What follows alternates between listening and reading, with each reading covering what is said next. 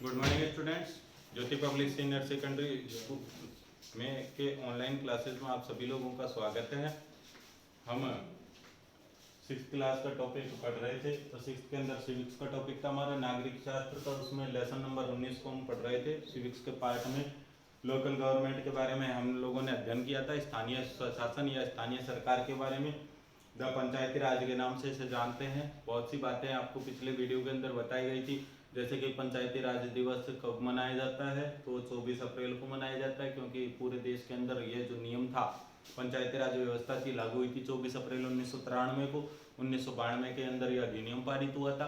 तो 24 अप्रैल का जो दिन है वो पंचायती राज दिवस के नाम से मनाया जाता है। दूसरा, हम लोगों ने ये भी जाना था कि पंचायती राज व्यवस्था जो है हमारे देश के भीतर त्रिस्तरीय अवस्था पर लागू है। 3 स्तर हैं इसके, ये भी बात हम लोगों ने पता लगाई। और इसकी जो सिफारिश थी बलवंतराय मेहता नामक व्यक्ति के द्वारा की गई थी, तो ये बात हमने पढ़ी थी पिछले वीडियो के अंदर। हम लोगों ने ये भी पढ़ा कि वेस्ट बंगाल पहला ऐसा राज्य था जिसने कि इस व्यवस्था को पूरी तरीके से सबसे पहले सक्सेसफुली अपनाया था, स्वीकार किया था। अब इसी वीडियो को हम आगे पढ़ना स्टार्ट करते हैं। तो देखते हैं फंक्शंस ऑफ विलेज पंचायत के ग्राम पंचायत के कार्य। अब ग्राम पंचायत के जो कार्य हैं मुख्य रूप से वो क्या क्या हैं, ये चीज हम लोग पढ़ते हैं, देखते हैं। तो फंक्शंस ऑफ विलेज पंचायत यानी कि ग्राम पंचायत के मुख्य कार्य। 2 टाइप्स ऑफ फंक्शंस के जो कार्य हैं ग्राम पंचायत के, वो 2 प्रकार के हैं। अब 2 प्रकार के काम कौन कौन से हैं? एक ऐसे काम है जो ग्राम पंचायत के लिए कंपलसरी करना, और एक ऐसे कार्य है जो वो अपनी स्वेच्छा से करता है। तो देखते हैं 2 टाइप्स ऑफ फंक्शंस। कार्य 2 प्रकार के हैं, एसेंशियल आवश्यक और कंपलसरी अनिवार्य, यानी कि आवश्यक कार्य या अनिवार्य कार्य। और दूसरे हैं वॉलंटियरली, वॉलंटरी एंड और ऑप्शनल या वैकल्पिक, यानी कि स्वैच्छिक स्थिति में या अपने मन से वो कार्य पूरे किए जाते हैं। कुछ तो ऐसे हैं जो कंपलसरी करना जरूरी है, हर हाल में आवश्यक, और कुछ काम ऐसे हैं जो कि वो अपनी इच्छा के अनुसार ग्राम पंचायत पूरी करती है। तो देखते हैं। अब 2 प्रकार के कार्यों को बताया गया, साथ में ये बात भी हमें याद रखनी है कि essential for all state governments to hold elections for the panchayat. किस राज्यों के भीतर, जितने भी राज्य हैं, सभी भारत के जो राज्य हैं उनके ऊपर ये नियम बना हुआ है, सभी राज्यों के लिए आवश्यक है कि समय समय पर अपने राज्यों के भीतर ग्राम पंचायत के चुनावों को नियमित रूप से समय समय पर करवाते रहें, क्योंकि स्थानीय स्वशासन के उचित प्रकार से, समुचित प्रकार से संचालन के लिए यह आवश्यक है कि हर राज्य की जो सरकार है वह ग्राम पंचायत के चुनावों को समय पर करवाए। अब हम लोग बात करने जा रहे हैं कि सोर्स ऑफ इनकम, यानी कि आय के स्रोत। अब आय की जरूरत क्या होती है ग्राम पंचायत को, इसके बारे में बात करते हैं। तो देखिए, कोई भी प्रशासनिक संस्था क्यों ना हो, चाहे निजी संस्था हो, चाहे व्यापारिक संस्था हो, कोई भी संस्था क्यों ना हो, हर प्रकार की संस्था को काम करने के लिए, आगे बढ़ाने के लिए धन की आवश्यकता होती है। और धन के लिए यदि आय के स्रोत नहीं होंगे तो कोई भी प्रशासनिक या कोई भी जो निजी संस्था है वह आगे नहीं बढ़ पाएगी। तो अब ये जो सोर्स है इनकम के, कहाँ से आते हैं ग्राम पंचायत के बारे में या ग्राम पंचायत के लिए, उसके बारे में हम बात करते हैं। देखें, वेरियस सोर्सेज ऑफ इनकम, यानी कि आय के विभिन्न स्रोत। Taxes on houses and shops, तो यहाँ कहा जाता है कि टैक्सेस ऑन हाउस, इसका मतलब ये है कि जो घर हैं और जो दुकानें हैं, तो जो घर हैं और दुकान हैं उनके ऊपर टैक्स लगाती है ग्राम पंचायत। के जो गांवों के अंदर घर बने हुए होते हैं, दुकानें बनती है, उनके लिए एक निश्चित मात्रा में टैक्स लगाया जाता है। उस टैक्स के आधार पर ग्राम पंचायत को इनकम होती है, जिससे वह अपने प्रशासनिक कार्यों को पूरा करती है और अपनी अर्थव्यवस्था को संभालती है। दूसरा है taxes on fairs and market. गांव के अंदर जो बाजार बने हुए होते हैं, चाहे पशु बाजार है, चाहे फल सब्जी का बाजार है, चाहे किसी और प्रकार का बाजार है, तो चाहे बाजार हो या समय समय पर गांवों के अंदर किसी देवता का मेला लग रहा है या किसी प्रकार का पशु बाजार लगा है, पशु मार्केट लगा है या कोई मेला अन्य मेला लगा है, तो उनके ऊपर भी टैक्स लगा करके ग्राम पंचायत कर वसूल करती है और उससे अपने जो आर्थिक स्थिति है उसको अच्छा बनाती है, साथ में अपनी इनकम के स्रोत को एकत्र करती है। तीसरा, fees release from registration of sale and purchase of cattle. पालतू पशु जो गांवों के अंदर होते हैं उनको बेचने पर और उनको खरीदने पर जो रजिस्ट्रेशन के द्वारा फीस प्राप्त होती है वह भी ग्राम पंचायत के लिए स्रोत का एक माध्यम होती है, आय का स्रोत होती है। चौथी चीज है income from the sale of public property. ग्राम पंचायत के आसपास क्षेत्र में या ग्राम पंचायत के अधीन आने वाली कोई भी सार्वजनिक संपत्ति यदि है और ग्राम पंचायत को लगता है कि इसका मिसयूज हो रहा है या इसका कोई उपयोग नहीं है, तो वह चाहे तो उसे जो पब्लिक प्रॉपर्टी है उसे वह बेच करके अपने आय के स्रोत को तैयार कर सकती है, अपने आय की और अपने इनकम की वह व्यवस्था कर सकती है। आगे कहता है कि आगे गवर्नमेंट ग्रांट और साथ में किसी भी ग्राम पंचायत के विकास के लिए जो हमारे देश की गवर्नमेंट होती है वह भी समय समय पर अनुदान प्रदान करती है ताकि ग्राम पंचायत के स्तर तक भी जो ग्राम पंचायतें हैं वो अपना अधिक से अधिक विकास कर सके, इस फंड के माध्यम से गांव का समुचित विकास कर सकें। तो ये जो फंड है वो सड़क बनाने के काम में आता है या किसी प्रकार की पेयजल व्यवस्था को करने के काम में आता है या गांव का ग्राम पंचायत के भवनों को निर्माण करने में आता है। तो ये सभी प्रकार के जो फंड हैं वो ग्राम पंचायत को अवेलेबल करवाए जाते हैं हमारी सरकार के द्वारा। अब यहाँ पर कहा गया है इम्पोर्टेंस ऑफ विलेज पंचायत, ग्राम पंचायतों का महत्व। अब ग्राम पंचायतों का महत्व क्या है, ग्राम पंचायत होने से क्या फायदा है, क्यों इनका निर्माण होता है, क्या इनके पीछे उद्देश्य रखे गए हैं, तो इसके बारे में अब हम लोग अध्ययन करते हैं। तो help villagers solving their problems. सबसे महत्वपूर्ण जो कार्य है ग्राम पंचायत का वो यही है कि यदि गांव वालों के बीच में, ग्रामीण लोगों के बीच में किसी प्रकार की कोई समस्या पैदा हो गई, कोई विवाद पैदा हो गया, कोई किसी प्रकार का झगड़ा हो गया है, तो ग्राम पंचायत बड़े स्तर पर ना जा करके अपने स्तर पर ही मामले का समाधान करने का प्रयास करती है, उस मामले को सुलझाने का प्रयास करती है। तो गांव वालों की मदद करने का जो महत्वपूर्ण कार्य है वह ग्राम पंचायत पूरा करती है। तो सबसे पहला महत्वपूर्ण कार्य जो है ग्राम पंचायत का वो यही है कि ग्रामीणों की मदद करना, ग्रामीणों की समस्याओं को हल करना। दूसरा है teach them electing their representative to serve them better.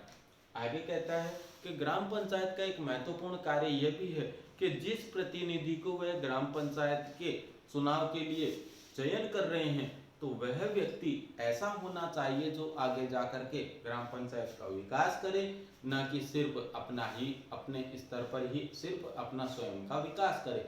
तो जो ग्राम पंचायत है वह समय समय पर यह शिक्षा भी प्रदान करती है, यह भी ट्रेनिंग देती है, यह भी लोगों को समझाती है कि किस प्रकार से एक सही प्रतिनिधि का चुनाव किया जाए, कैसे व्यक्ति को चुनावों के अंदर चुना जाए ताकि आगे से आगे जो ग्राम पंचायत का विकास है वो तीव्रतम तरीके से हो सके, अधिक से अधिक हो सके। तो ऐसे प्रतिनिधि का चुनाव करने की शिक्षा भी ग्राम पंचायत प्रदान करती है।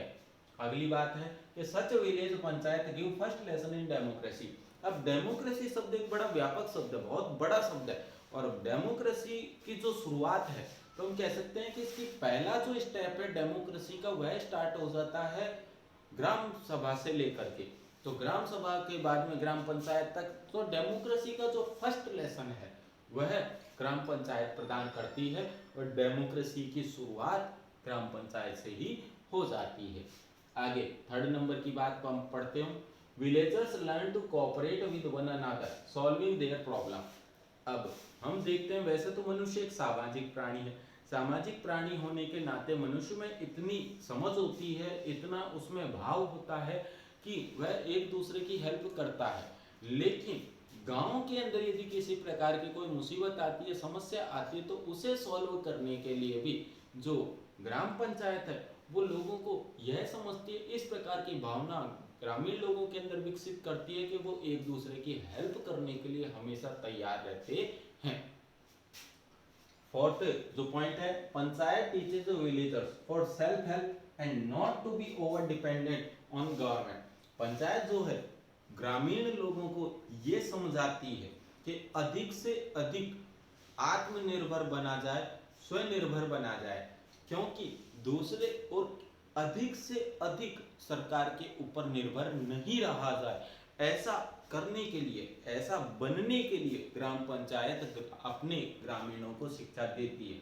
यानी कि जो मनुष्य है, गांव का मनुष्य है, ग्रामीण व्यक्ति है, वो अधिक से अधिक आत्मनिर्भर बने, अधिक से अधिक ऐसे कार्यों को करे, इस प्रकार की जीवन शैली को जिए कि वह पूरी तरीके से स्वयं निर्भर हो, ना कि सरकार पर वह डिपेंड रहे। तो ऐसी शिक्षा भी प्रदान करती है ग्राम पंचायत। आगे हम बात करते हैं कि panchayat reduce the burden of government. Panchayat जो है, हम जानते हैं कि सबसे शुरुआती जो डेमोक्रेसी का प्रथम चरण है वह है ग्राम पंचायत, और पंचायत जो है वह क्या करती है कि सरकार के बोझ को या सरकार के भार को कम करने का कार्य करती है। हम जानते हैं कि हमारे देश के भीतर, हमारे संविधान के भीतर जो शक्ति है, जो शक्ति है संप्रभु शक्ति, उसका विकेंद्रीकरण किया गया है। केंद्रीकरण नहीं किया गया, विकेंद्रीकरण किया गया है। दोनों शब्दों का अलग अलग अर्थ है।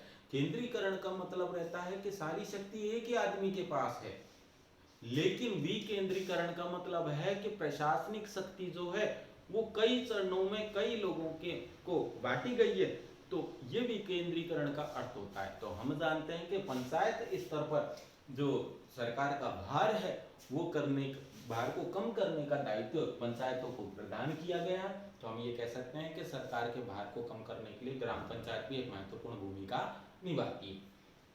Panchayat know the needs of their respective villages better and prepare schemes. अब कहता है कि पंचायत जो है वो अपने जो सम्मानित ग्रामवासी हैं, ग्रामीण लोग हैं, उनकी समस्याओं को बेहतर तरीके से समझती है, अपने गांव वासियों के, अपने ग्रामीणों की जो ज़रूरतें हैं उनको बेहतर तरीके से समझती है, और उन ज़रूरतों को पूरा करने के लिए वह नई नई योजनाओं का निर्माण करती है। तो ये जो सोच विचार है, ये जो प्रक्रिया है, ये जो व्यवस्था है, वह ग्राम पंचायत ही करती है। और अंतिम पॉइंट है कि it forms the basis of panchayati raj in our country. हमारे देश के भीतर पंचायती राज की व्यवस्था के आधार का निर्माण करने का कार्य भी, पंचायती राज व्यवस्था का निर्माण करने का कार्य भी महत्वपूर्ण रूप से ग्राम पंचायत पूरा करती है। तो क्योंकि हमारे देश में आप सभी जानते हैं पंचायती राज व्यवस्था प्रचलित है, और पंचायती राज व्यवस्था का जो सबसे पहला बिंदु होता है, सबसे पहला चरण होता है, वह ग्राम पंचायत ही होता है। तो इसीलिए ग्राम पंचायत का मेन काम जो है वो ये है कि पंचायती राज व्यवस्था के आधार को वह हमारे देश के अंदर तैयार करती है। तो आज के वीडियो में आप लोगों ने पढ़ा कि जो ग्राम पंचायत है, तो वह उस ग्राम पंचायत का निर्माण करने के लिए सभी जितने भी राज्य हैं हमारे देश के, सभी को प्रतिबंधित किया गया है, सभी के ऊपर ये दायित्व, उत्तरदायित्व उनको सौंपा गया है कि वे अपने राज्य के भीतर समय समय पर ग्राम पंचायतों के इलेक्शन करवाएं।